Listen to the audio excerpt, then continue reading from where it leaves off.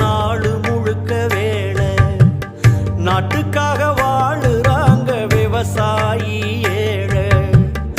ஒருவேளை சோத்துக்காக நாடு முழுக்க வேலை, நாட்டுக்காக வாழுறாங்க